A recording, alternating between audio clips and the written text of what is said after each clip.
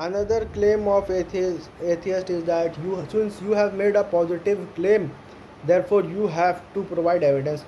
Although this question has been answered over and over again, yet they are saying the same things. They are like deaf, dumb, and blind. They are not listening to what the theists are saying actually. Theists have not made a positive claim. Theists have made a claim which is default in nature.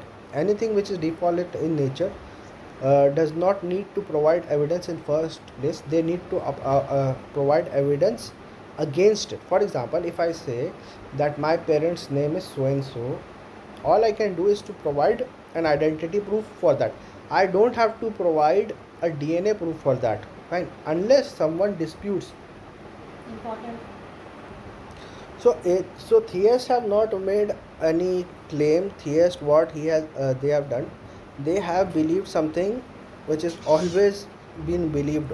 For example, if I say that truth exists, I don't have to provide any evidence for that. If I say that justice exists, I don't have to provide any evidence for that, because these are something which are basic concepts, and basic concept does not require any proof. If I say what is the evidence that science exists, I don't have to provide any evidence for that, because these are default beliefs. Another example which I will try to give is that of a flat earth. You know what is the basic belief right now? The basic belief is that earth is spherical, but we all know that just like the atheist, flat earthers also exist. So just because flat earthers exist, and atheists will say no, we have evidence that earth is spherical. I know, I agree with it, but does flat earthers agree with you that earth is spherical? Flat earthers does not agree with you with that earth is spherical. Similarly, we have evidence that god exists. All you can do, you can just do a Google search, and then you can provide a refuting video that why these things does not make any sense. But until then, you don't have any right to say that we do not have evidence for god. You should say that we are not convinced of the evidence of god. Fair enough. But saying that there is no evidence for the existence of god is an outright lie. It's like saying uh, uh, there is no evidence for the existence of science. This is outright lie. Fine, people are following science, people are becoming scientists. Fine, science itself is not something which can be observed or measured. Science is a subject, it's a concept in itself. Another example I would like to give is money, currency. Fine, we believe that this is the money and this is the currency which is authorized by the government, otherwise it's just a paper. Another example I can give you is marriage. We believe that two people are married to each other. There is no scientific evidence that two people are married to each other, because you can have children even without marriage. You can have sex even without marriage. How will you prove that two people are married to each other? This is faith. This is belief that two people are married to each other. They will show you a document. Fine. We will also show you the scriptures. So atheists should grow up and be mature enough to understand our argument rather than asking the same question over and over again. The default position does not have any burden of proof. Yes, the default position can be wrong. I'm not saying just because something is default in nature, so that can be true. No, I'm not saying that.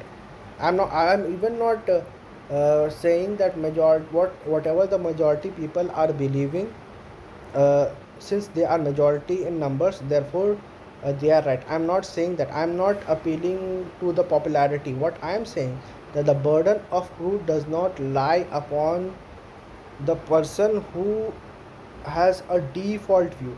You need to provide evidence which are against those views, and you can refute this evidence. Is it possible to refute the existence of god? Yes, it is possible. But since the atheist has not come up with a good refutation of god, therefore they have an excuse that rather than we providing evidence, you have the burden of proof to prove that god exists. We don't have any burden of proof, because we are on the default. This is the basic belief. Like other beliefs, truth, justice, equality, marriage, and all the other reality of this world and all the field of knowledge, history, geography, or science. And atheists usually say, oh, you believe in God because God says so. Of course, why not? You believe in science because science says so. You believe in history because history says so. Of course, this is how everything else works. You believe the government because government have said so. Of course, why not? You believe the law because law have said so. Of course, that is how everything else work. That is how. If you do not believe, then why don't you challenge it? Why don't you challenge it with something which is, you don't have anything. The problem with the atheist is they do not have anything to offer. So that's the reason they are asking us questions over and over again. First of all, we are not obliged and we don't owe atheist anything, Baba. We don't owe atheist anything.